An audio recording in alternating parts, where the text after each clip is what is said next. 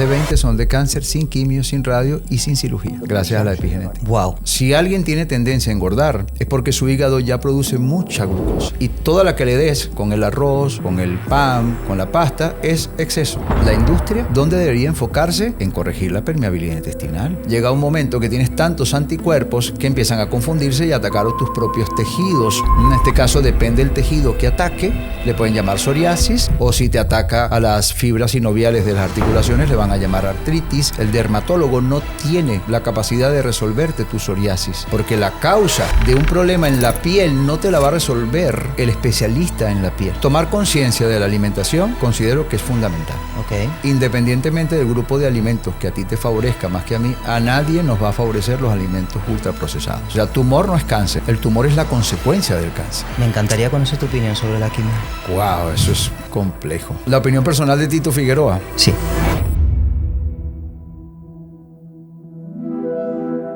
¿Te gustaría aprender a grabar y editar vídeos impresionantes con tu móvil? Tengo algo increíble para ti. Hemos creado una comunidad en WhatsApp, la más grande del sector audiovisual, donde te enseño todos mis secretos para transformar tu móvil en una poderosa herramienta de trabajo. Y lo mejor de todo es que es totalmente gratis. Cada semana realizamos directos exclusivos donde resolvemos todas tus dudas y te enseño técnicas prácticas para que puedas mejorar tus habilidades. No importa si eres principiante o si ya tienes experiencia, esta comunidad es para todos los que quieran llevar sus vídeos al siguiente nivel. Todo esto y más en nuestra comunidad de WhatsApp y completamente gratis. El enlace para unirte está en la descripción de este vídeo, así que te espero dentro de la comunidad. Bueno, Tito, bienvenido. Bienvenido a mi podcast, bienvenido a Vide Show, a mi bebé, como digo siempre. Quiero, Tito, que te presentes. Para las personas que no te conozcan, yo no te conozco. Sé algo de lo que haces, pero me gustaría que tú me hablaras de todos los temas que tienes preparados, porque creo que viene un podcast muy interesante, así que bienvenido y preséntate. Sí, en primer lugar quiero decirte que estoy muy agradado con tu equipo, con toda esta infraestructura que está muy bien lograda, que es muy profesional. Muchas gracias.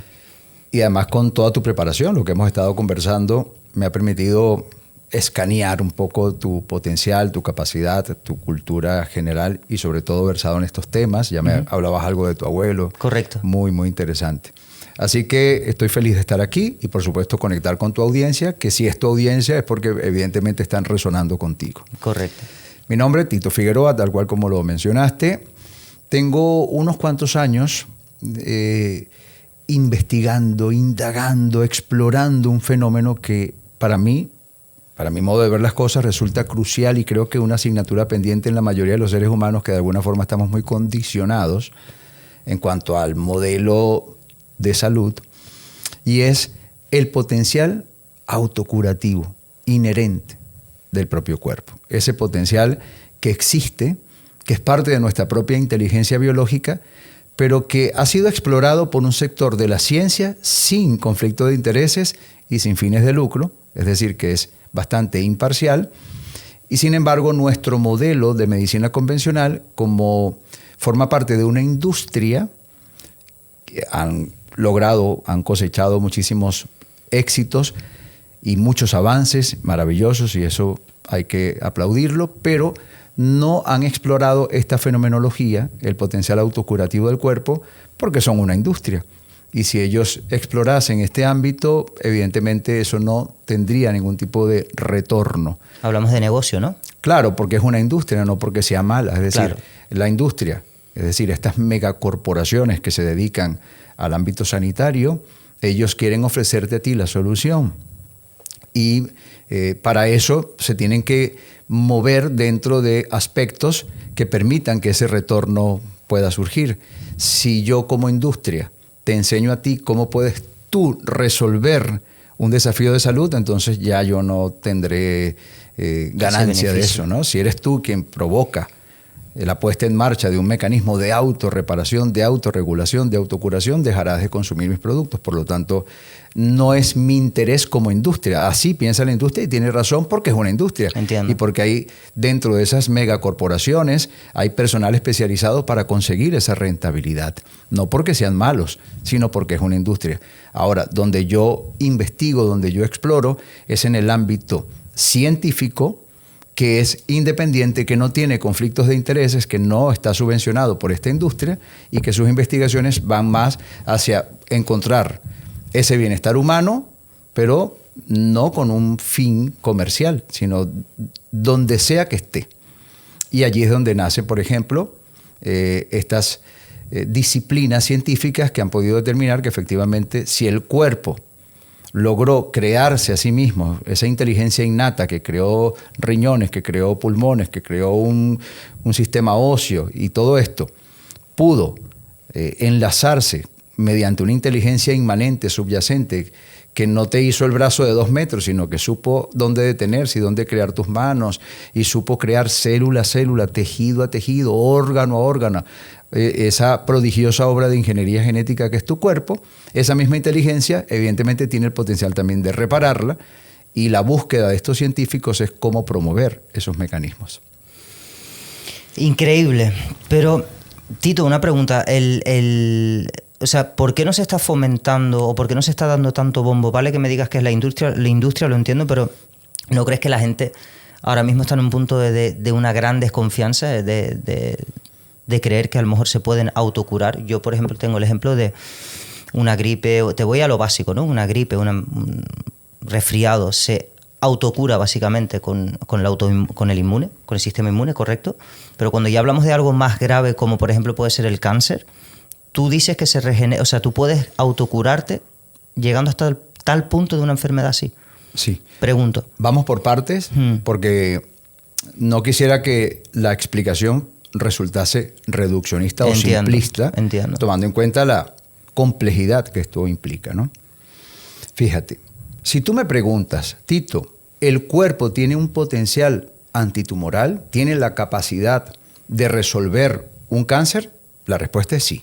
Okay. Ahora, que Alex lo pueda hacer o Tito Figueroa lo pueda hacer, ya es otra cosa, ¿verdad? Vale.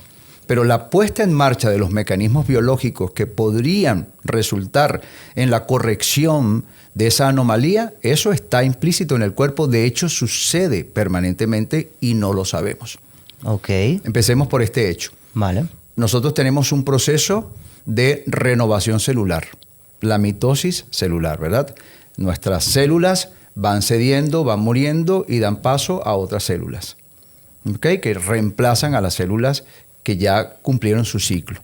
Uh-huh. Bien, en esa reposición de células, en esa mitosis celular, siempre hay un margen de error.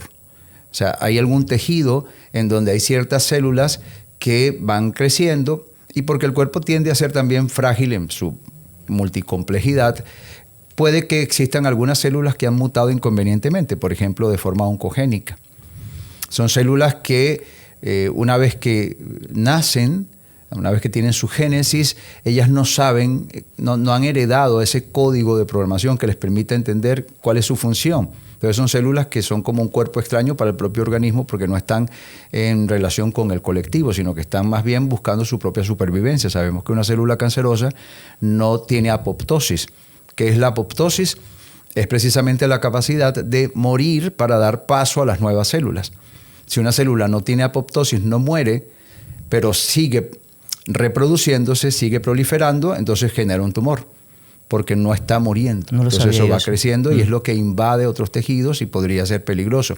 Un tumor es un grupo de células que por una mutación, en este caso llamamos oncogénica, entre múltiples factores, no tiene apoptosis, entonces no muere. Si no muere, eso va ocupando un espacio y va creciendo. La propia mitosis celular de la célula cancerosa hace que esto vaya creciendo, creciendo, creciendo, creciendo. Lo normal es que muera y sea reemplazada por nuevas células. Correcto. ¿Okay? Llegamos a ese punto. ¿El cuerpo tiene la posibilidad de eliminar a estas células? Sí, mediante muchas formas, no pocas. Una de estas, por ejemplo, es a partir de la puesta en marcha de los linfocitos NK. NK, seguramente lo conoces, es una abreviatura de Natural Killers, Okay. asesinas naturales. Tiene otras formas, repito, pero una podría ser activando a estas células que después de haber recibido la información mediante un maravilloso sistema informático que tiene el cuerpo, hay unas células de nuestro sistema inmune que son las dendríticas, por ejemplo, ellas pueden reconocer dónde está esta anomalía, a menos que se camufle, que también sucede, porque ellas logran en algunos casos camuflarse para no ser detectadas, y eso sucede sobre todo cuando hay cierto estado de inmunosupresión. Esto significa cuando nuestro sistema inmune está un poco débil, que también puede pasar por la alimentación, por toxicidad, por conflictos emocionales, etcétera. Pues cuando son identificadas las células cancerosas, este núcleo, digamos, terrorista, por decirlo así en el buen sentido de la palabra, metafórico, ellas generan una marca para que los linfocitos, en este caso los NK, también otros linfocitos entran en juego, reconozcan dónde están estas células cancerosas, se acercan, hacen una sinapsis, ¿sabes? Igual que en las neuronas que se interconectan, hacen una sinapsis, se adhieren a la membrana de estas células que han mutado inconvenientemente, depositan, no voy a decir la palabra correcta por si acaso, ¿no? Pero depositan allí unas citoquinas, que son unas moléculas que sirven para muchas cosas, pero entre otras son inflamatorias, interferones, gamma, interleucinas, etcétera, que adivina qué, Alex, promueven la apoptosis en la célula. Lo que no tenían, gracias a la entrada de estos linfocitos NK y generar estas citoquinas que inoculan dentro de estas células cancerosas, por un tema ahí además de transducción intracelular, etcétera, algo muy sofisticado. Entonces, promueven la apoptosis en las células que no tenían apoptosis. Una vez que esta apoptosis se ejecuta, se destruye la célula cancerosa. Luego vienen, por ejemplo, los macrófagos, que son las células más grandes de nuestro sistema inmunitario, llegan y hacen como una especie de Pac-Man. Empiezan a comerse, se llaman macrófagos, o sea, son grandes, macro, y fago viene de fagocitar. Fagocitar es como el potencial de comerse tejidos del propio cuerpo, ¿no? Fagocitar. Entonces hay una fagocitosis en esas células degeneradas, en esas células que fueron destruidas a partir de este proceso, que es autoinmunitario. Es una batería antitumoral legítima que nosotros tenemos, que tiene el propio cuerpo. Entonces la respuesta es esa. Entre otros mecanismos. Hay otros, por ejemplo, que tiene que ver con negarle, cortar el suministro de todo aquello que necesita este foco de células para poder seguir creciendo. Por ejemplo, la comida. La glucosa, que es fuente, tú sabes que todas las células requieren de glucosa, ¿no? Pero las células cancerosas consumen muchísimo más, la demanda es muy alta.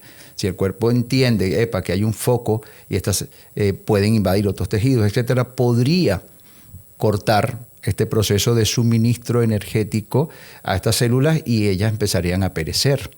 Entonces sí hay formas. ¿Cómo promoverlo? Es el kit de la cuestión, pero sí hay maneras. Tengo justamente una amiga que le detectaron cáncer y decidió ir a un médico no convencional, y lo primero que le dijo es que dejara de comer durante 30 días. Un ayuno. Sí, un ayuno total y agua, solamente agua, para no fomentar, o sea, para no dar de comer todavía más a esa célula cancerígena. No tiene nada. Es decir, que lo resolvió. Su Increíble, cuerpo. Sí. Okay. Es difícil hablar de estas cosas en internet, porque tú sabes que bueno, lo sabemos. Delicado, pero es entendible. O sea, no, aquí en este podcast Tito quería traerte, pero no quiero devaluar la medicina de ninguna manera, porque no lo hacemos, pero sí es cierto que yo, por ejemplo, vengo de una familia, como lo hablamos, de una familia de medicina natural, demostrado con propias cosas que al haber nacido, pues haber conseguido soluciones sin medicina. Y el traerte, quiero que sea algo totalmente, o sea, quiero que la gente vea que realmente el cuerpo es súper poderoso y más de lo que ellos piensan. Por eso me alegra mucho que estés aquí, que estemos hablando de estos temas, sinceramente. ¿Quieres que te cuente, según una primera mirada y desde un ámbito hipotético, ¿Qué entiendo yo que pasó en el caso de tu amiga? Por supuesto, me gustaría escucharlo, sí. Bien. En primer lugar, evidentemente que no hubo más combustible, más sustrato energético para que estas células que demandan mucha glucosa pudiesen seguir proliferando. ¿Ok? Empezó a utilizarse en el cuerpo como sustrato energético una fuente de energía que es a partir de los cuerpos cetónicos. ¿Ves? Pero la célula cancerosa demanda es glucosa. Correcto. ¿Ok? Aquí hay un proceso mucho más eficiente a nivel energético. Cuando el cuerpo utiliza los cuerpos cetónicos como fuente de energía a través de las mitocondrias, que son como esas centrales nucleares energéticas que están dentro de las células, ahí es donde se produce... Te voy a interrumpir. Si veo que hay alguna palabra que no entendamos, o sea, que yo no entienda, te la voy a preguntar, ¿vale? Porque veo que hay cosas que yo no... Hay palabras técnicas que no entiendo. O sea, no te voy a interrumpir, pero que lo sepas. Pero por favor, hazlo porque exacto. A veces quería dejarlo uno claro. tiene términos que para uno ya resultan más o menos familiares, pero no para mí todo el mundo. Yo pregunto ¿verdad? todo No, por no, eso. y hablamos en nombre de la audiencia sobre exacto. todo, ¿no? Ok, pero cuando hablamos de mitocondrias, tú sí lo sabes, pero hay personas que no. Las mitocondrias son como unas, incluso son como bacterias dentro de las células que en una simbiosis maravillosa generan la producción del sustrato energético vital para el cuerpo. Ellas son como centrales eléctricas. Y a partir de nutrientes, a partir de grasa, a partir de oxígeno, etcétera, de la glucosa también, pues generan adenosín trifosfato. ¿Qué es esto? Es el sustrato energético del cuerpo. Es un tipo de fosfato, en este caso un trifosfato, que genera energía a mayor cantidad de adenosín trifosfato, que es lo mismo que decir ATP, pues mayor vitalidad.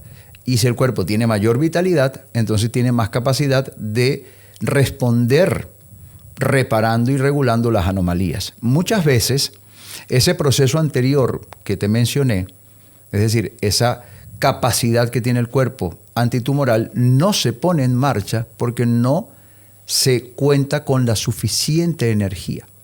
¿Sabes cuando tu móvil ya no es capaz de activar ciertas funciones, como por ejemplo el vídeo, porque no cuenta con la suficiente batería? Entendido. Que tú quieres grabar un vídeo y no te deja, porque él está administrando la poca batería que tiene para funciones que son más vitales que grabar un vídeo. El cuerpo es igual. Normalmente, si tenemos nuestro nivel de energía óptimo, el cuerpo vale para todo, o sea, busca formas de reparar, tiene mayor potencial. Pero si hemos perdido mucha energía, toxicidad, alimentación inconveniente, inmunosupresión por alimentos, por ejemplo, que son incompatibles con el diseño genético, etcétera. ¿Por ejemplo? Alimentos, por ejemplo, ultraprocesados, que tienen un montón de moléculas que vienen producto de una industria alimentaria que han sido creadas en laboratorio, que son sintéticas y molecularmente no son reconocibles por nuestro cuerpo y no sabe cómo recibirlos ni qué hacer con esas moléculas, no las entiende, porque no provienen de la naturaleza.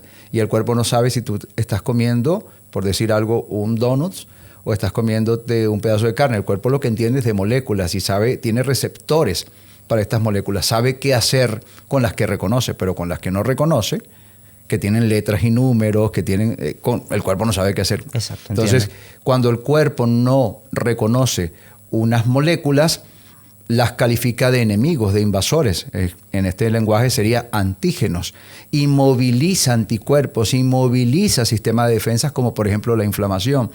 Por eso es que hoy en día la inflamación crónica es algo muy común en las personas, porque lo que nosotros consideramos un alimento, porque lo encontramos en el súper, es comestible, pero no necesariamente es alimento, no necesariamente es compatible con nuestro diseño genético. Pero no me he perdido del tema que es la explicación de tu amiga, ¿no?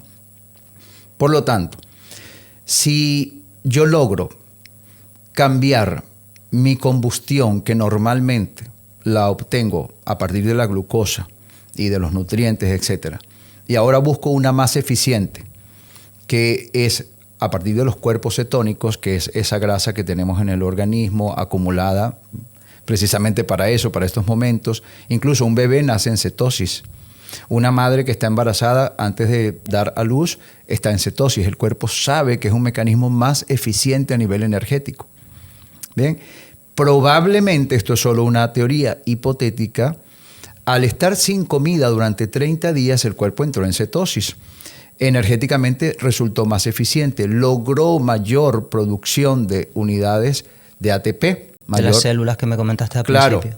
Además se activó un proceso por el cual ciertos estudios han sido catalizadores del merecimiento de un premio Nobel, que es el de la autofagia.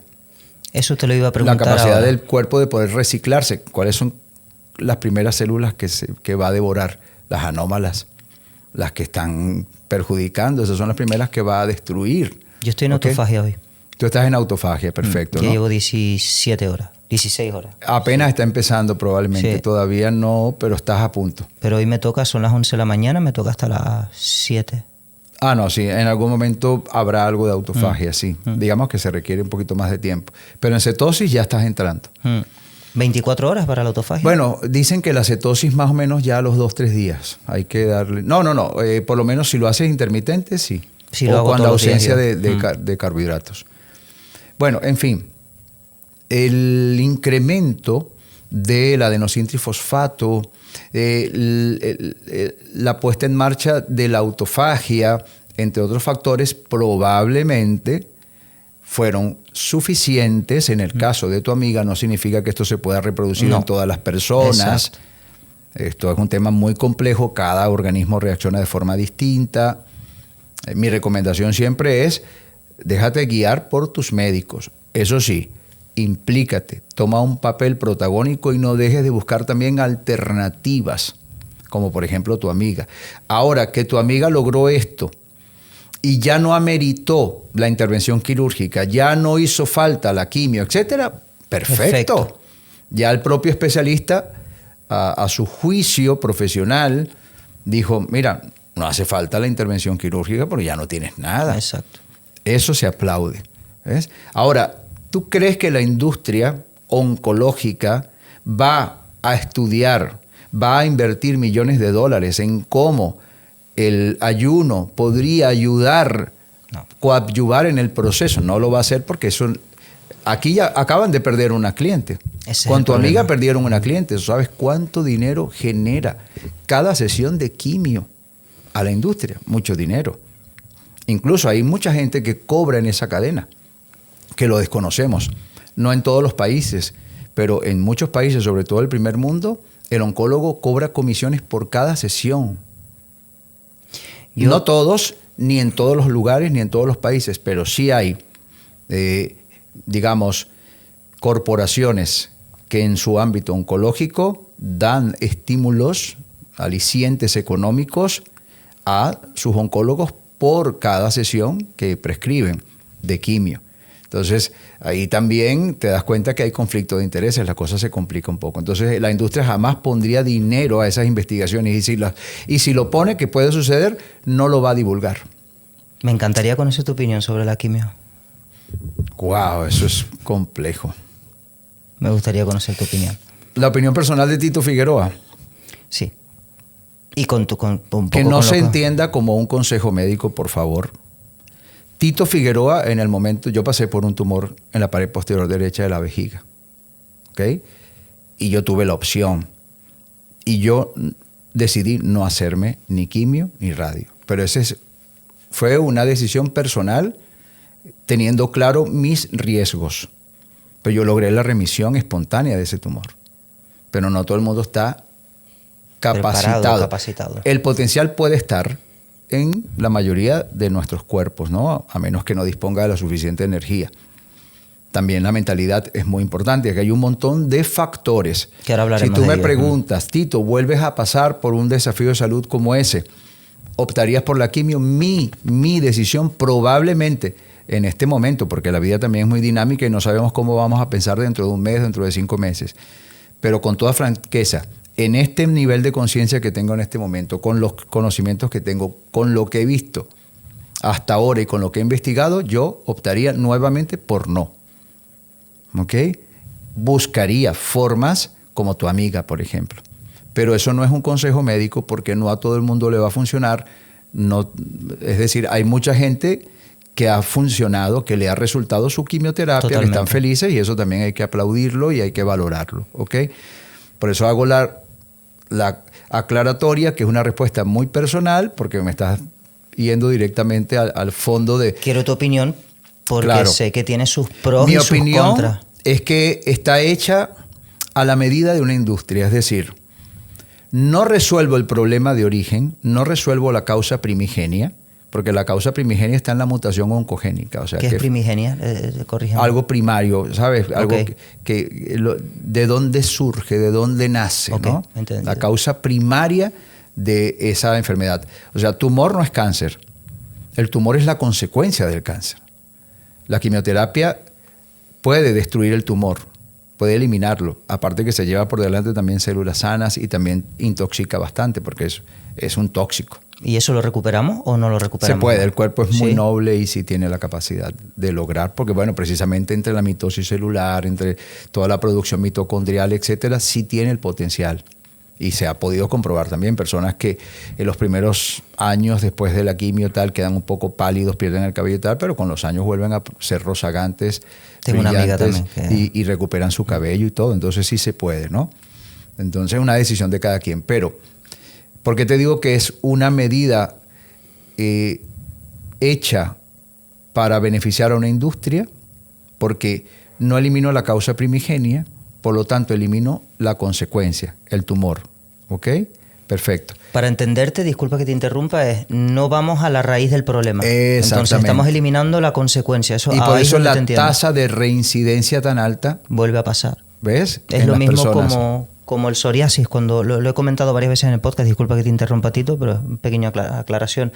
Yo estaba viviendo en Ámsterdam y fui al médico de desesperación porque tenía psoriasis en todos lados, incluso aquí, que la gente piensa que es un chupón, no es broma, es psoriasis.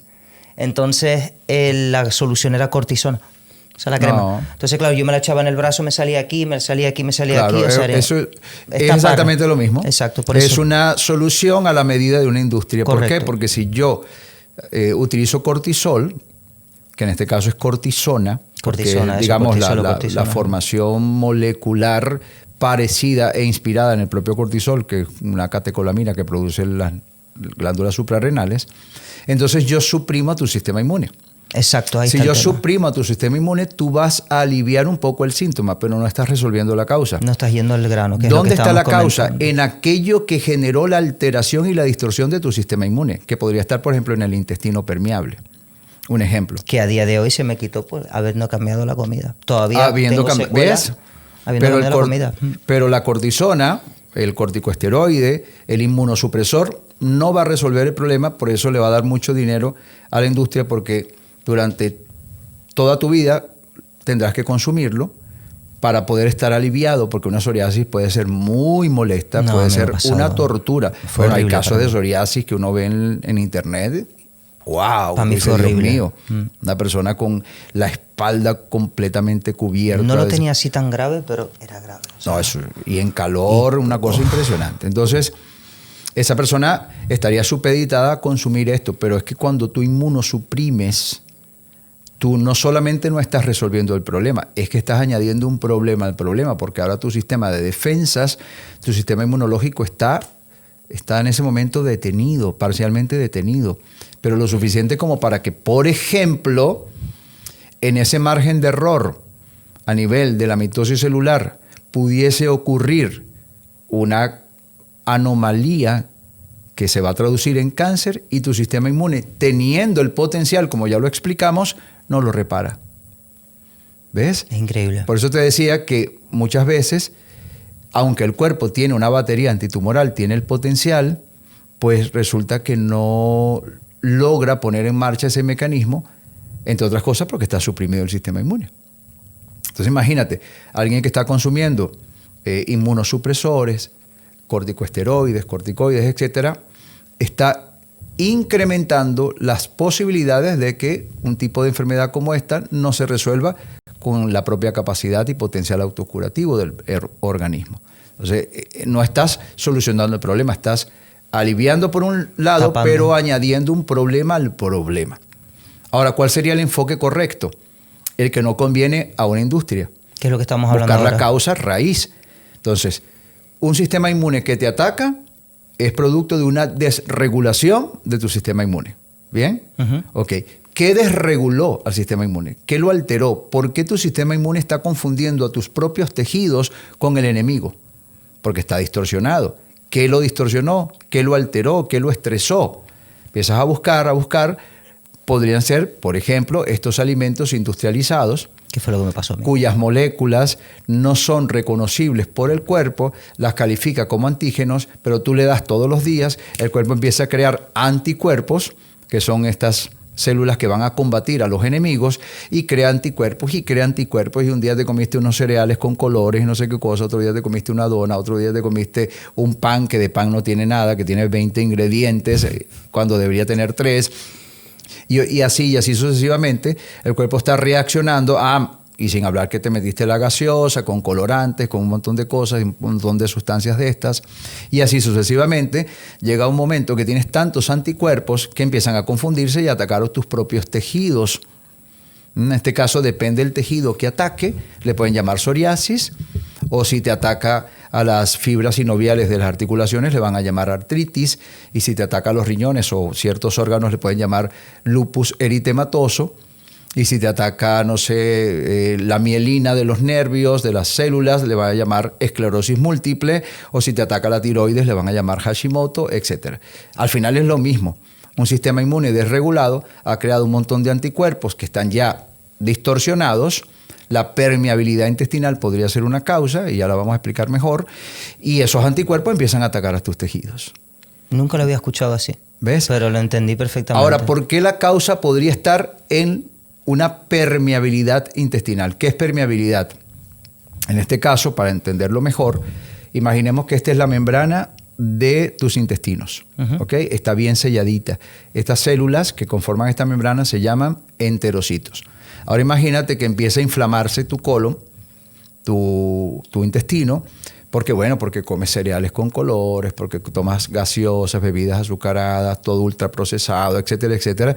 Esto empieza a estirarse como un tejido porque se inflama.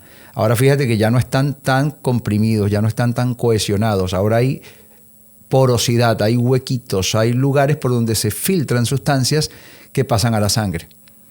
Esas sustancias no tienen que estar en sangre. Tu sistema inmune advierte el paso de enemigos, de invasores, de antígenos a tu torrente sanguíneo. Empieza a crear anticuerpos, que son los policías que van a perseguir por todo ese torrente sanguíneo a estas sustancias. ¿Ves? Y lo haces hoy, y lo haces mañana, y lo haces la semana que viene. Y hay anticuerpos, cada vez más anticuerpos. El cuerpo va generando más inflamación porque es una línea de defensa del propio sistema inmunitario. Entonces ahí los enterocitos están separados, siguen pasando sustancias a la sangre. Llega un momento que estos anticuerpos empiezan a confundir por similitud molecular, es un fenómeno que se conoce como mimetismo molecular, a tejidos del cuerpo con los enemigos. Además que hay algunos que se parecen mucho, como por ejemplo la formación molecular del gluten. Se puede parecer, por ejemplo, mucho a ciertos tejidos, a ciertas formaciones moleculares propias de la tiroides.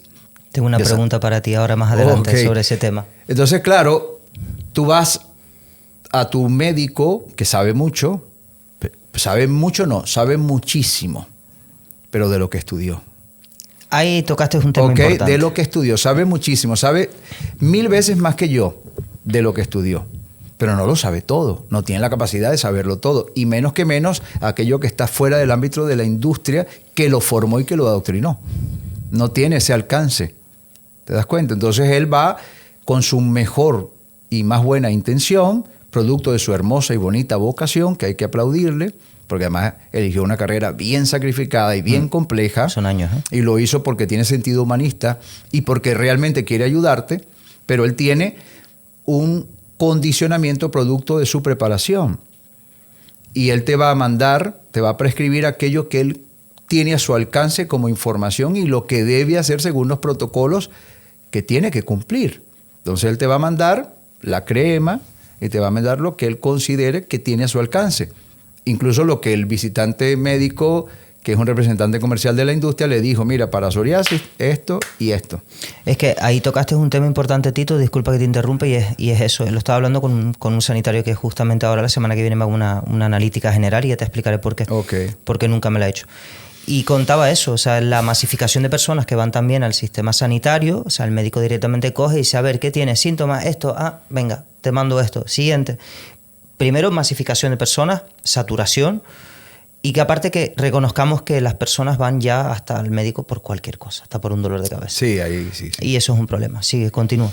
Bueno, a donde quiero llegar es que definitivamente esa permeabilidad intestinal que ya expliqué podría ser lo que ha estado alterando tu sistema inmune.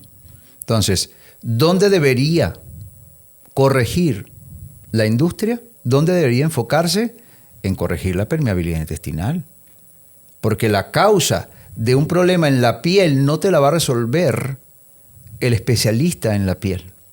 El dermatólogo no tiene la capacidad de resolverte tu psoriasis. Solo tiene medicamentos, fármacos, pomadas, ungüentos, etcétera, que te alivien. Pero él no tiene la capacidad de saber qué podría resolver la causa primigenia de la alteración de tu sistema inmunitario, que en este caso es un ejemplo, podrían ser otros factores, ¿verdad? Pero, por ejemplo, está en el intestino. Increíble lo que me acabas de decir. Ese es el tema. Increíble. Que la persona sufre de la tiroides, le dan levotiroxina o le dan Eutirox, etcétera, para que la tiroides, para producir lo que la tiroides no puede producir o está produciendo de manera deficiente. Eso no está corrigiendo el problema. Está ayudando a que la persona viva, y aplausos por eso. Por supuesto. Pero no está resolviendo lo que está atacando a la tiroides. Lo que está causando una disfunción tiroidea no se está ni siquiera tomando en cuenta, porque son soluciones a la medida de los intereses de una industria. Si yo te doy el fármaco que te va a permitir contar con las hormonas que debería producir tu tiroides, y mientras lo consumas tú vives, y si dejas de consumirlo tú mueres, entonces yo te tengo como cliente. Entonces quien se llevó los méritos fue el especialista dentro de estas corporaciones que logró enfocar que el producto pudiese aliviarte, pero que no te sane, porque así te tengo como cliente recurrente. Y el sueño de toda industria es tener clientes recurrentes, no clientes para una sola vez. Si yo te preparo un fármaco que te corrige lo que está generando el problema en la tiroides, te pierdo como cliente. ¿Te acuerdas lo que te dije al principio, lo de correvolución? Claro. ¿Me entiendes este ahora? Espacio, sí. ¿Me entendiste, no? Bien. Bien. Espero entonces estar aportando un poquito para... Eso, por para eso esa estoy súper contento que estés aquí, Tito, sinceramente. Sí, la verdad que lo estás explicando. Sí, es verdad que al principio me lié un poco con los términos. Los términos, pero ya te voy entendiendo bien y seguramente que la audiencia también. Antes de pasar con ciertos puntos que tengo aquí, podríamos hablar de la glucosa, sobre todo los picos de glucosa. Sí. ¿Qué información me podrías dar sobre eso? Porque yo tengo entendido que desde mi transformación, podría llamarlo así, no sé si lo sabes, pero hace 7 meses pesaba 37 kilos más y bajé de peso a base de ayuno y bueno, estoy ahora bastante metido un poco en tema de picos de glucosa, comida, por ejemplo, no como hidratos, solo como carne, huevos y aguacate, porque para mí el arroz, la patata y todo eso es malo. Claro. Es mi opinión personal y ahora, como te dije, tengo unas pruebas la semana que viene para ver si tengo ese super colesterol alto, si me da la gota, si lo único que quiero ver son cómo tengo mis triglicéridos.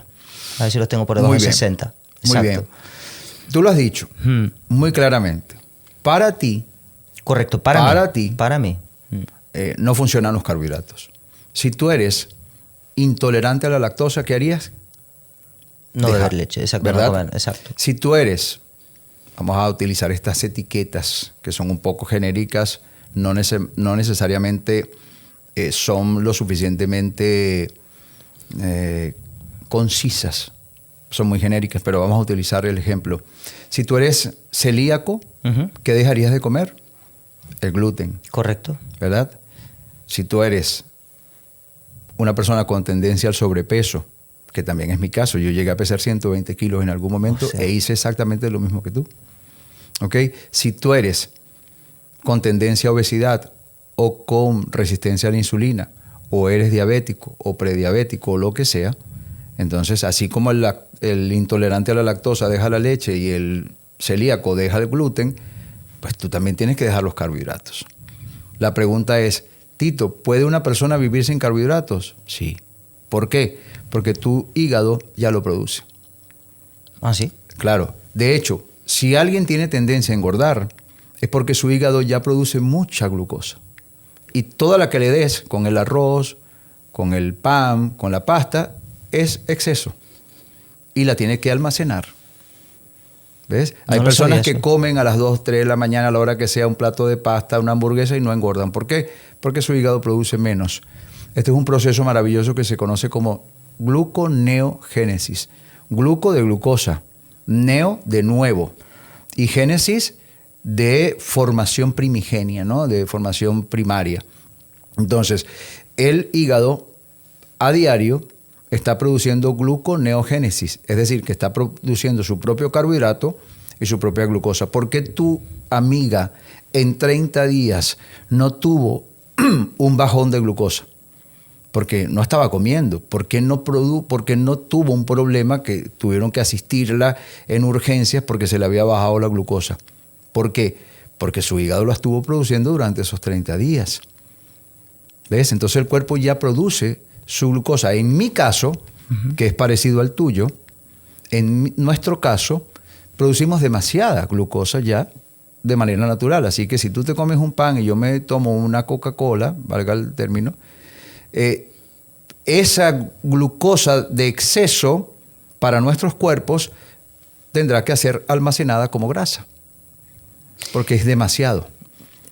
No hemos hablado de los picos, pero es un ejemplo. Sí. Pero, vale, pero yendo a lo que sería bueno o malo, me acabas de comentar un caso de que puede comer a alguien que puede comer a las 2, 3 de la mañana y demás porque no genera tanta glucosa como nosotros, pero mi pregunta es, ¿los hidratos son malos en este caso o no? Da igual que generes o no generes. Ya no te hablo de engordar, te hablo ya de en general. Porque si es verdad que yo, por ejemplo, mis picos de glucosa, tanto como el azúcar, que lo he eliminado, entre comillas, me cuesta, pero lo he eliminado. Pero lo has eliminado, ¿no? Lo he eliminado, o sea, por ejemplo, café sin azúcar, pero por ejemplo he estado 2 semanas sin comer azúcar. Y bueno, yo tengo años. Pues imagínate. Yo, por ejemplo, lo quiero eliminar por completo en mi vida. Tomo vinagre de manzana antes de comer para regular mi pico de glucosa para que no me entre la comida así de sopetón, ¿no? Sí, el pico se reduce. Exacto. Sí. Pero mi pregunta es, ¿serán malos realmente los hidratos por mucho que proceses más glucosa o no?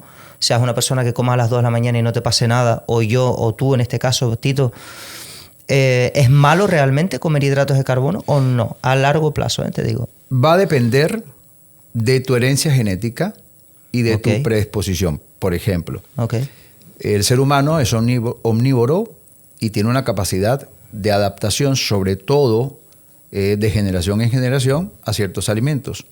Nuestro caso, al parecer, hipotéticamente hablando, no nos hemos adaptado a una comida que es relativamente nueva, que son los hidratos de carbono a partir de cereales, etc.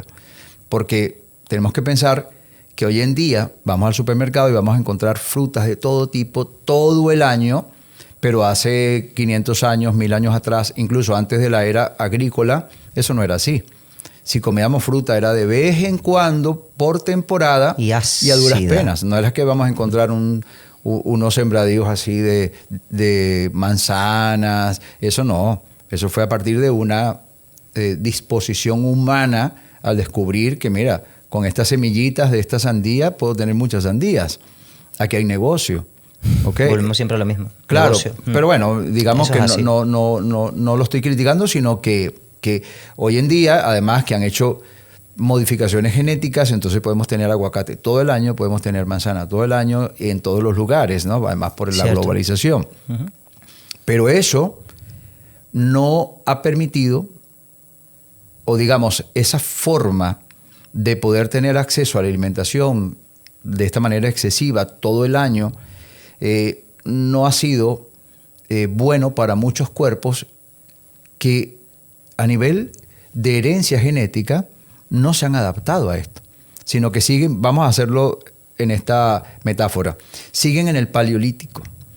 En el Paleolítico, en esa época, nosotros teníamos acceso a carne porque cazábamos, era nuestro alimento primordial, y de vez en cuando alguna cosa que pudiésemos recolectar, como una semillita o una frutica, algo así. ¿Ves? Muchos cuerpos, el tuyo y el mío, probablemente de generación en generación, nuestros padres, nuestros abuelos, bisabuelos, etcétera, no se adaptaron todavía a una comida que, si nosotros hiciéramos una comparación, probablemente si la vida humana tuviese 1 año sobre la Tierra o 10 años sobre la Tierra, pues comer cereales y frutas tendría muy poco tiempo, ¿no? 1 día, 2 días en comparación. Nuestros cuerpos, al parecer, no se han adaptado. ¿Por qué? Porque ya producen, como anteriormente en el Paleolítico no teníamos acceso a los carbohidratos como ahora, entonces nuestro cuerpo producía mucha gluconeogénesis. Pues no la necesitábamos. No sabía lo que me comentaste. Pero bueno, todas estas generaciones, que son nuestros antecesores, no se adaptaron a eso y todavía seguimos produciendo mucha gluconeogénesis. Pero hay cuerpos, también depende de dónde nacieron y un montón de factores, que sí se han adaptado, que su hígado ya no produce mucha gluconeogénesis, produce poca, con lo cual necesita de afuera. Necesita un impulso. Necesita obtenerlo mediante la alimentación. Son estas personas que tú ves que, aunque comen mucho carbohidrato, no engordan nada. ¿Qué significa eso? Que el cuerpo no está almacenándola en forma de grasa, la está utilizando. En forma de energía. Claro, ¿te das cuenta? Entonces se dice popularmente es que tienen metabolismo rápido y los que somos gorditos tenemos el metabolismo lento. Es una forma muy simplista de verlo. Es un proceso mucho más complejo. Lo que yo estoy comentando tiene mayor relación. Si produces mucha gluconeogénesis, todo lo que tú le des de carbohidrato es un exceso. Y si no produces, pues lo vas a necesitar. Ahí estamos. Entonces, no es bueno o malo. Depende del contexto de cada persona, incluso en qué momento. Ahora, si una persona tiene tendencia a engordar, si una persona tiene resistencia a la insulina, si sus niveles de glucosa están resultando muy elevados en ayunas o postprandial, que es después que uno come, etcétera, mi recomendación es prueba una nutrición cetogénica, como la que estás haciendo tú, a ver qué tal te va. Y siempre por supuesto, vigilancia y supervisión de un profesional que entienda estos conceptos. Ahí está el tema. Porque, por ejemplo, yo me canso de ver personas diabéticas que su médico le dice, puedes comerte 2 rebanaditas de pan a la semana. Pan tiene azúcar. Una vez vas a poder comer arroz, te puedes comer una fruta, te puedes comer... Cuando tú sumas, todos los días te comes carbohidratos. Azúcar. Más las trampitas que hace la persona, porque además tú no puedes pedir moderación, como diría mi amigo Guillermo Navarrete, no puedes pedir moderación a lo que es adictivo. Lo que te causa adicción nunca lo vas a poder moderar. O lo eliminas para que te desintoxiques y tu cuerpo ya no te lo pide, que es, por ejemplo, cuando alguien ya tiene tiempo sin ingestar pues, azúcar, glucosa, frutas. O como el tabaco. Exacto, o el tabaco. Tú no puedes pedirle moderación a una persona que fume. No te fumes la caja. Fúmate uno solo a la semana. Mentira. No puedes. Porque cada vez que tú estimulas tus receptores nicotínicos, te van a pedir más. Cuando tú comes carbohidratos, inhibes la leptina, que es un tipo de hormona que te permite sentir saciedad. Si tú comes carbohidratos, al no tener leptina, tú quieres más. ¿Ves? Y además, si tú comes carbohidrato, alimentas a una flora intestinal que ha sobrecrecido producto de comer mucho carbohidrato. Entonces, ahí entra, por ejemplo, el Candida albicans. El Candida albicans es un tipo de levadura que muta inconvenientemente, empieza a sobrecrecer, se convierte en un hongo que es incluso perjudicial para el cuerpo. De ahí viene la candidiasis, por ejemplo, depende de donde él migre, puede generarte irritación, dolor. Él produce decenas y decenas, más de 70 u 80 toxinas que todos los días va soltando en tu cuerpo y te va generando un montón de procesos incluso autoinmunitarios, ¿no? Por toda esa toxicidad. Ese Candida albicans come glucosa. Entonces, ese hongo te hackea literalmente el cerebro porque hackea tu bioquímica para que tú tengas más deseos e impulsos de comer glucosa, porque así lo preservas, así sobrecrece, así se mantiene. Si tú haces una nutrición cetogénica, él va a empezar a perecer por inanición, por falta de alimento. Entonces, no solamente estás adicto, porque hay receptores adictivos en tus células y en tu cuerpo al azúcar, sino que también tienes, al hongo, entre otros microorganismos que sobrecrecieron gracias a esa excesiva ingesta de carbohidratos, que te van a hackear fisiológicamente para que tú tengas más deseo de comer lo que a ellos les alimenta. Entonces la tienes difícil. ¿Y en qué alimentos sabrías decirme dónde está esa levadura? Todo lo que son carbohidratos. Todo. Ellos van a alimentarse de las frutas, que son muy dulces, no del aguacate, pero sí de ciertas frutas. Se van a alimentar de todos los cereales que tú comas, incluso de los tubérculos, de las legumbres. Todo lo que sea el carbohidrato, le estás dando alimento a ellos. Increíble. Entonces, ¿una yuca es mala? Sí y no. ¿Un arroz es malo? Sí y no. Depende cómo lo veas. ¿La avena es mala? Sí y no. ¿Ves? ¿La avena es buena? Sí, tiene un montón de nutrientes, tiene fibra, una maravilla.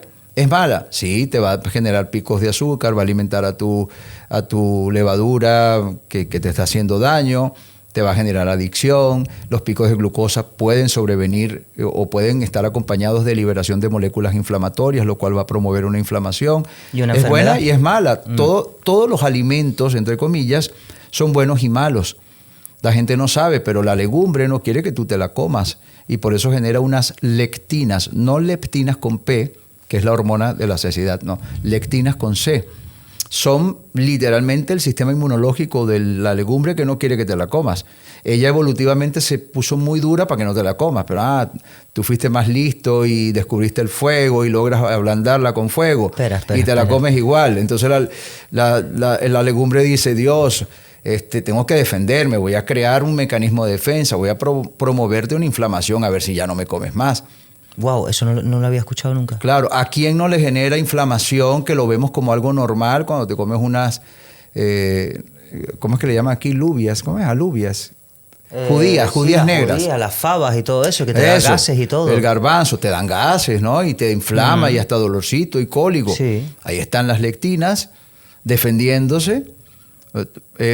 La legumbre, en su inteligencia, en su instinto de supervivencia y preservación, esa inteligencia innata que está presente en la naturaleza, hasta en las bacterias, en todos lados, dice, bueno, voy a provocarte una inflamación a ver si no me comes más. Wow, los veganos nos van a matar. Claro, el vegano, yo fui vegano también unos años. Y te digo una cosa, un día tuve una especie de cuestionamiento, porque yo era vegano, pero por ejemplo mis niveles de ácido úrico siempre estaban como al tope, a pesar de que no comía carne. Y era estrictamente vegano. Ácido úrico, hablamos de la gota.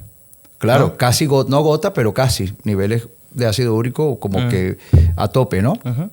A tope de lo normal. ¿No? Más allá, pues ya era inflamación, dolor, etc. Y yo no sabía que era producto de las purinas, porque mi proteína yo la estaba obteniendo de las legumbres precisamente. El garbanzo, todo esto tiene purinas, que es como la proteína en una versión más esencial. Entonces, estas purinas a mí me elevaban mucho el ácido úrico. Eso puede ser porque de pronto no contaba con la enzima necesaria para descomponer bien estos desechos que se convierten en ácido úrico, por lo que sea. Pero yo tenía los niveles de ácido úricos muy elevados, tenía niveles de inflamación importantes, proteína C reactiva elevada, lipoproteína, etcétera, y era vegano. Y yo lo hacía porque yo en algún momento tomé conciencia de que yo estaba siendo parte de una matanza de animales, de un holocausto en los animales, de un sufrimiento, de un padecimiento cuando mataban a los animales. Entonces yo dije, yo no quiero seguir siendo parte de esto y dejé de comer carne. Pero un día me doy cuenta que, espera, Tito, no necesariamente estoy contribuyendo con que no maten animales al comerme mi cereal. ¿Sabes por qué? Porque esas largas extensiones de terreno que son deforestadas para poder sembrar, cuando pasan esas aplanadoras por allí, para poder sembrarme los cereales que yo me comía, matan zorrillos, ardillas, liebres, conejitos, reptiles de todo tipo, y mueren aplastados también y mueren sufriendo. Además les quitas el ecosistema y mueren porque ya no tienen su hábitat. Entonces yo pensaba que al no comer carne, yo dejaba de ser parte de ese holocausto. Pero resulta que no, para que me den mi cereal también tienen que matar animales. Entonces yo dije, no, ya que no estoy bien, a nivel de mis marcadores inflamatorios y tengo el ácido úrico elevado, yo voy a probar entonces comiendo carne porque además tenía sobrepeso, ¿no? Y empecé a comer una nutrición cetogénica, ¿ok? Al final me di cuenta que yo no podía evitar que maten o no maten animales. Exacto.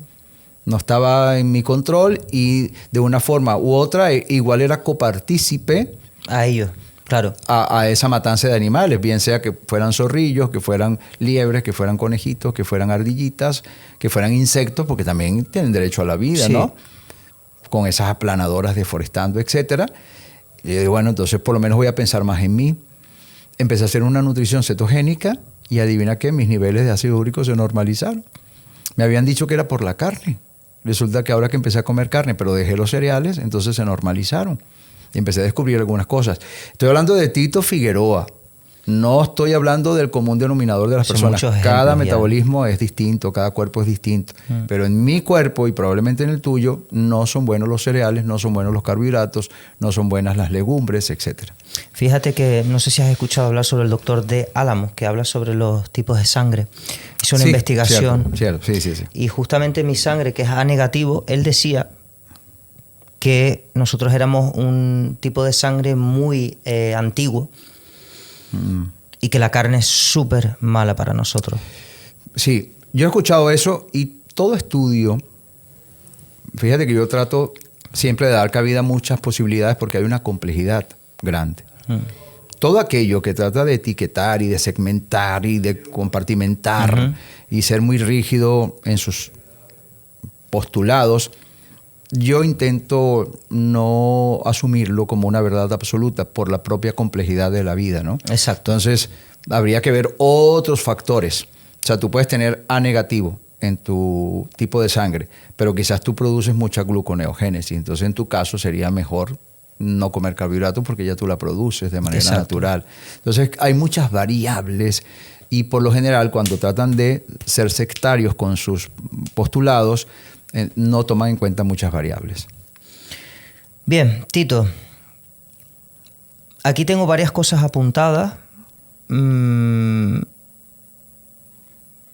Hemos hablado de los picos, hemos hablado de dónde viene el tema de las enfermedades, sobre todo de dónde viene por el sistema inmune y demás. Me gustaría hablar sobre cuál sería una de tus soluciones. Bueno. Si te parece bien. O si quieres que hablemos de... Claro. Yo creo que eso es importante porque para eso has venido y quiero escuchar un poco que me digas, pues mira, yo lo soluciono así, o recomiendo esto, o haría esto, o haría lo otro. Partiendo de que cada caso es distinto. Correcto. Así como la huella digital mía no se parece a ninguna, pues probablemente lo que a mí me hace bien a nivel nutricional y otros factores no necesariamente es para todo el mundo, ¿verdad? Pero tomar conciencia de la alimentación considero que es fundamental. Ok. ¿A qué me refiero con eso? Independientemente del grupo de alimentos que a ti te favorezca más que a mí, a nadie nos va a favorecer los alimentos ultraprocesados. Eso creo que queda bastante claro. ¿Ves? Entonces, una toma de conciencia en ese sentido, para mí es muy relevante y necesaria. O sea, ¿qué es aquello que yo estoy comiendo que de alguna manera se convierte en agresiones para mi cuerpo? Tengo que tomar conciencia de eso. Cuando viene una enfermedad, Alex, lo primero que sucede de manera positiva en la persona es que estableces un orden de prioridades más cónsono con tu vida. Si eres una persona consciente. Si eres una persona consciente, estás pasando por un desafío de salud, tú dices, Dios, esto es consecuencia probablemente de algunas actitudes, de algunos hábitos que me están conduciendo a un destino fatal. Tengo que corregir eso. Y si eres consciente y eres maduro, lo primero que vas a revisar es tu alimentación. Eso para mí es sine qua non. ¿Ves? Haciendo la salvedad de que cada caso es distinto. Entonces, ¿qué eliminaría?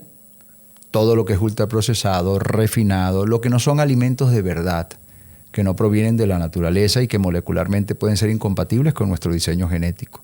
Eso seguro. Luego, la desconexión de la naturaleza.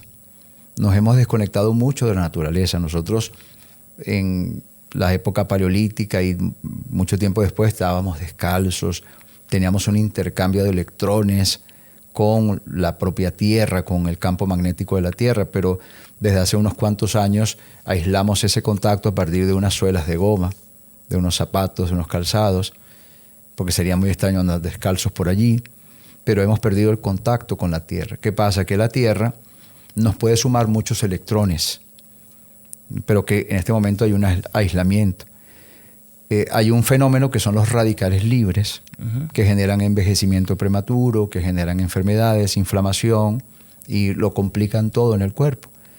Y nos vamos llenando de radicales libres. Fumar, por ejemplo, te llena de radicales libres. Por eso una mujer bien bonita, bien lozana, con un cutis radiante, cuando empieza a fumar por mucho tiempo va perdiendo esa belleza, porque su cutis empieza a marchitarse. Eso es exceso de radicales libres. Sus labios empiezan a partirse, a coartarse, ¿sabes? A tener, cuartearse, quiero decir, a tener rayitas, se reseca, envejece más rápido, se mancha la piel.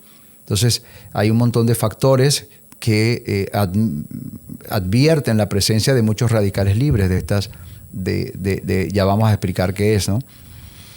Y así sucesivamente. Entonces, ¿qué son radicales libres? Son átomos, digamos que los átomos son nuestros ladrillos. Es los ladrillos de todo cuanto existe en el mundo físico. ¿Okay? La física de Newton habla del átomo para acá. La física cuántica del átomo para allá, ¿no? Las partículas subatómicas, las fluctuaciones cuánticas, la superposición cuántica, los hadrones, los bosones, todo, ¿no? Los protones, etc. Entonces, del átomo para acá, el átomo conforma moléculas. En el caso del cuerpo, las moléculas conforman células, las células conforman tejidos, los tejidos conforman órganos, sistemas, etcétera, ¿no? Entonces piensa que el radical libre es cuando el átomo ha perdido electrones y necesita parasitar a otros átomos para valerse de los electrones del otro átomo. Eso es un radical libre. Y un radical libre va a promover el envejecimiento prematuro y la inflamación y la enfermedad.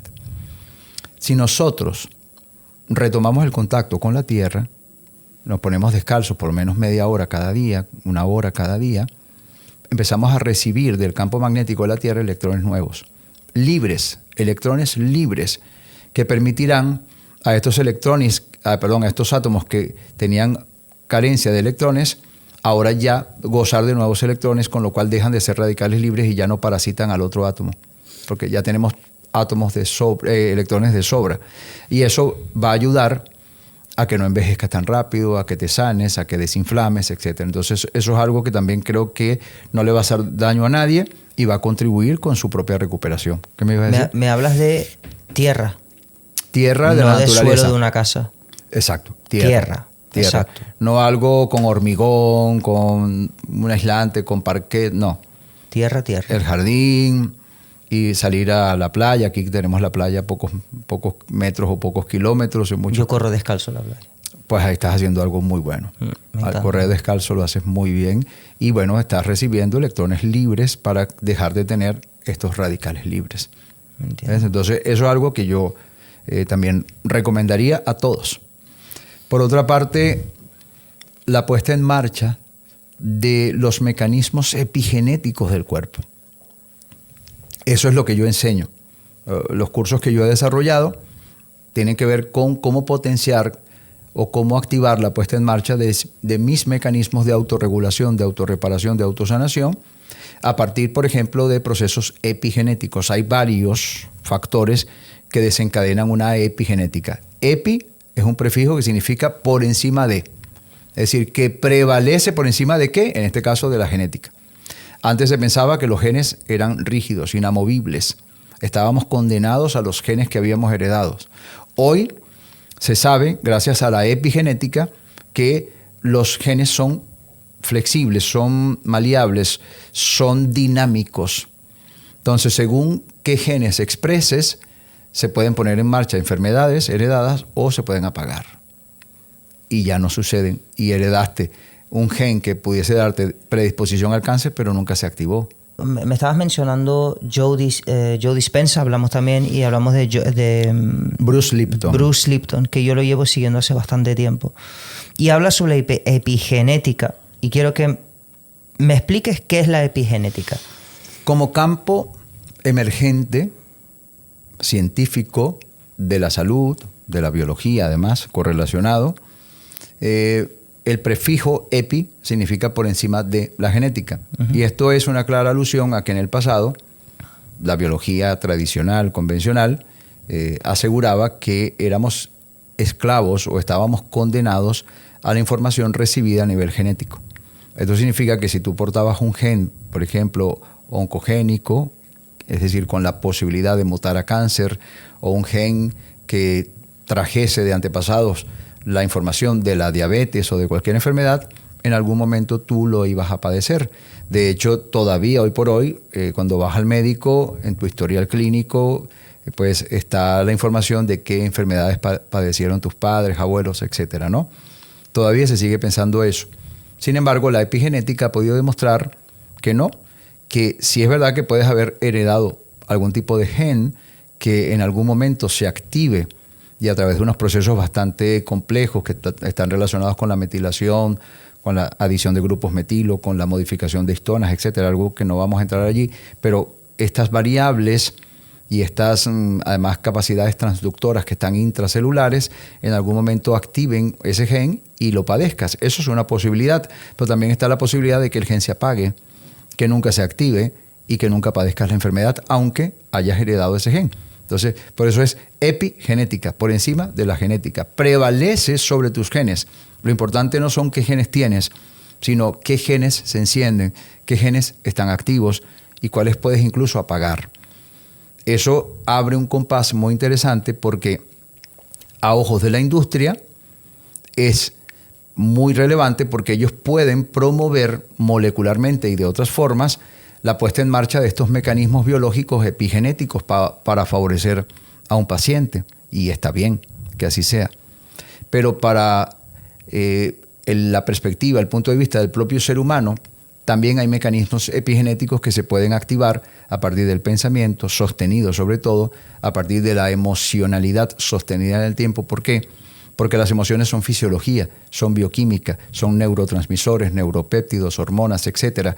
Son sustancias que llevan mensajes, ¿ves? Y esos mensajes pueden derivarse en señales epigenéticas, es decir, en señales por encima de la genética, que van a estar correlacionadas una vez que ingresan al interior de la célula e interactúan con tu ADN, van a estar relacionadas con la expresión genética. Y estos genes producen unas proteínas. Y las proteínas, tú sabes muy bien que ponen en marcha acciones en el cuerpo, para bien o para mal. En este caso, podría ser para bien.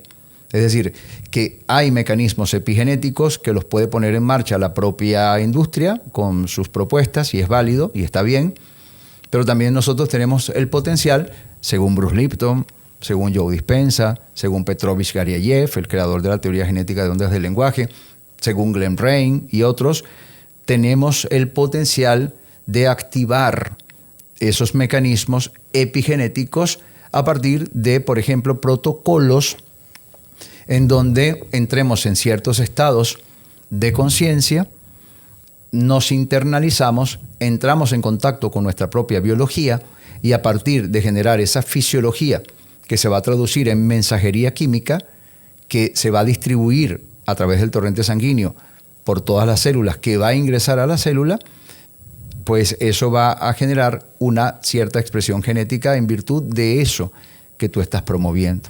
Entonces la intención, una intención consciente, decisiva, determinante, sostenida en el tiempo, va a generar una fisiología que respalde tu intención. La intención puede ser la activación de un mecanismo autorregulador.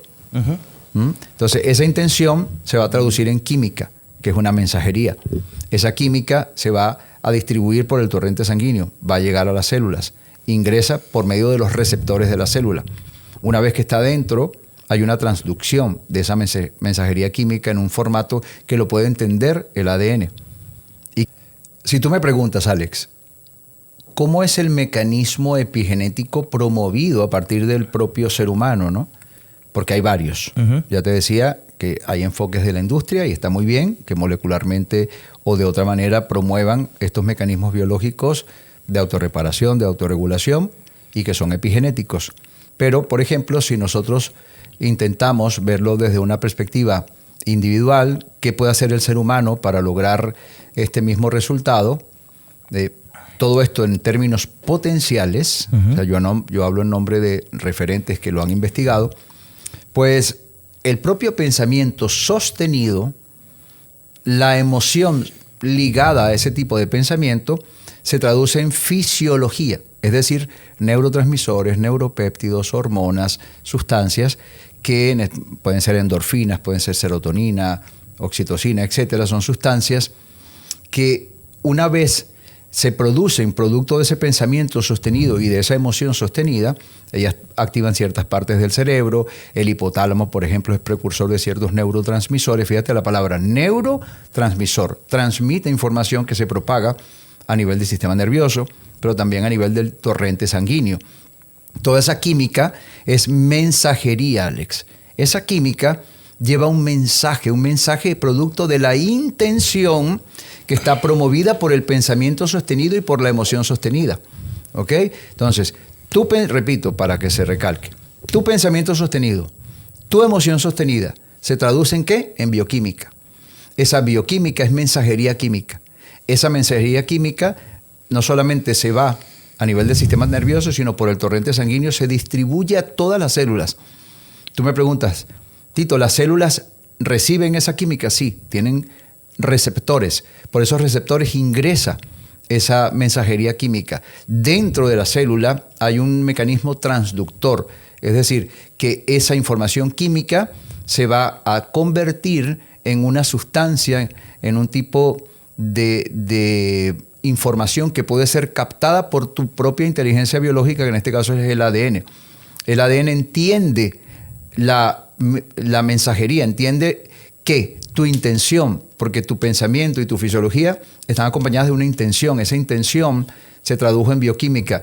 La transducción interna de la célula le permite al ADN interpretar tu intención, entenderla. Si tú te deprimes, el ADN también entiende que te deprimes y va a expresar genes conforme a tu depresión. Ok, lo mismo, pero por ejemplo en entusiasmo, en euforia. Ahora que el ADN ha interpretado tu información, tu mensajería, va a expresar genes, estos son, digamos, dinámicos, genes que van a fabricar proteínas, y esas proteínas van a accionar mecanismos en el cuerpo. ¿En función de qué? De tu intención. Tu intención puede ser autorreguladora de tu sistema inmune, por ejemplo.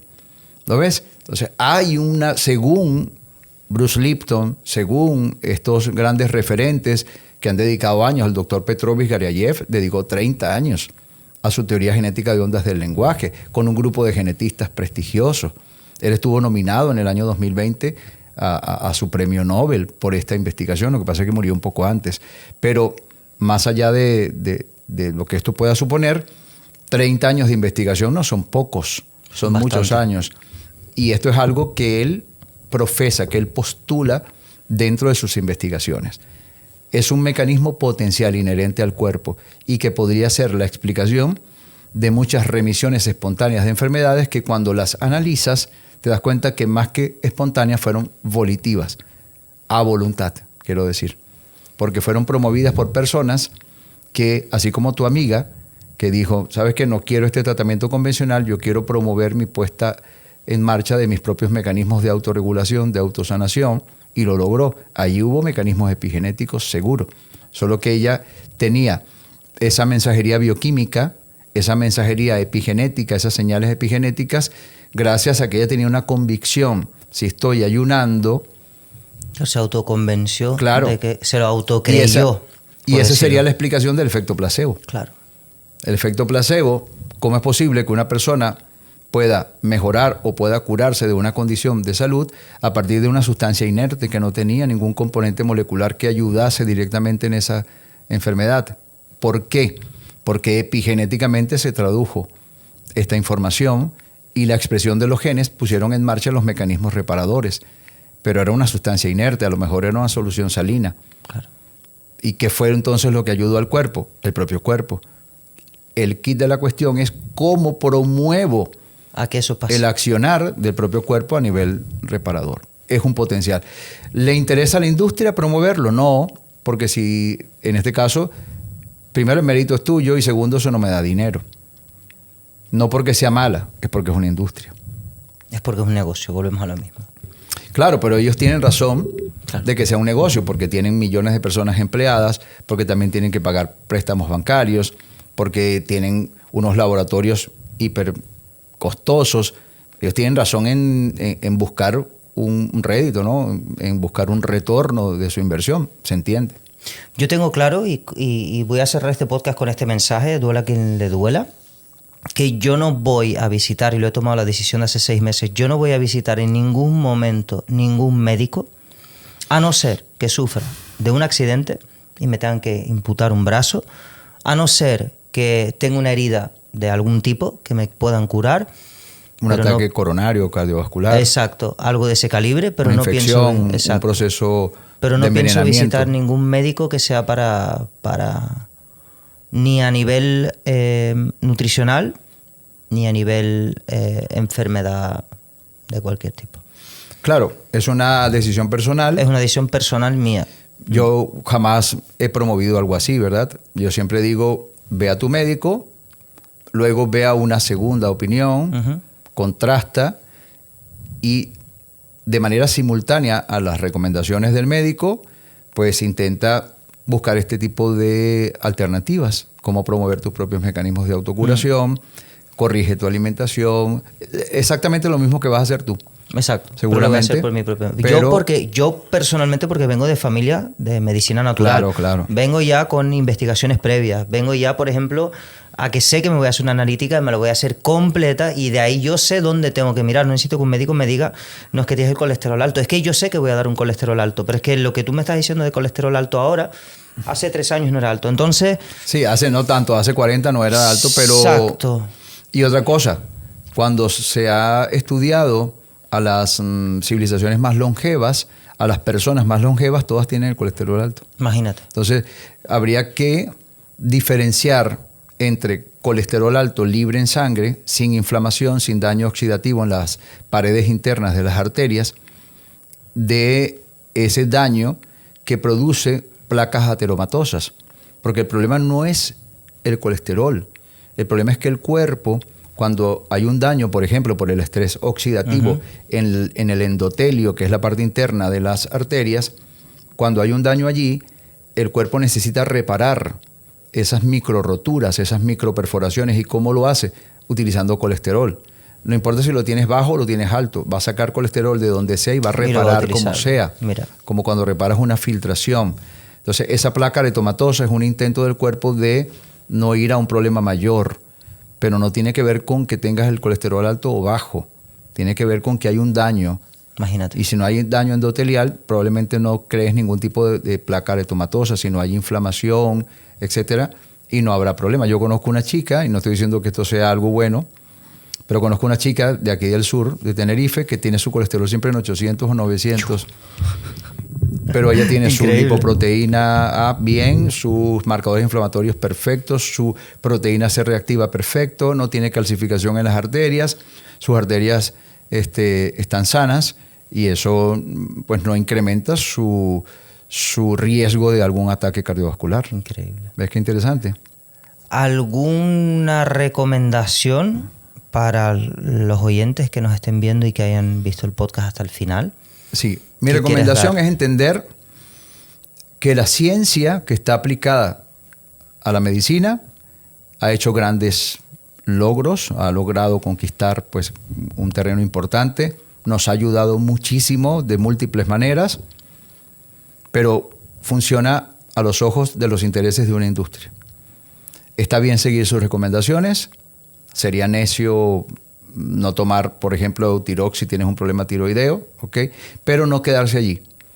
Tomar un papel protagónico, buscar maneras de propiciar las propias respuestas autorreguladoras del cuerpo, el propio potencial autocurativo del organismo, y eso se logra, aparte de mecanismos epigenéticos como los que yo promuevo, para eso hay una metodología, etcétera, pues corregir la alimentación y estas cosas que estuvimos comentando aquí en el programa, entre otras, ¿no? Eso es una sinergia que va a favorecer y en muchos casos va a ser el catalizador para que sea el propio médico el que retire la medicación o el que considere que ya cierto tratamiento no hace falta. Pues Tito, muchas gracias. No, yo súper encantado de, así para que no choque con el micrófono, encantado de esta invitación y súper feliz de haber aportado un poquito de información que en algunas personas sé que va a ser relevante. Quiero debate. Sí, yo estoy dispuesto. Quiero debate. Siempre voy a hablar en nombre de referentes porque yo no soy médico, no soy científico, pero puedo ser portavoz de los referentes que sí han pasado años en laboratorio investigando. Y tiene 120 testimonios también. 124, sí. 124 testimonios. Sí. Creo que eso avala a cuyo cualquiera. mérito es el de las personas, no el mío. Y también de los referentes que proporcionaron esa información que yo simplemente clasifiqué y logré destilar. Que por cierto ahora me vas a regalar tu libro. Sí, acuérdame que está en el coche. Muchas gracias. Gracias, Tito. Gracias a ti.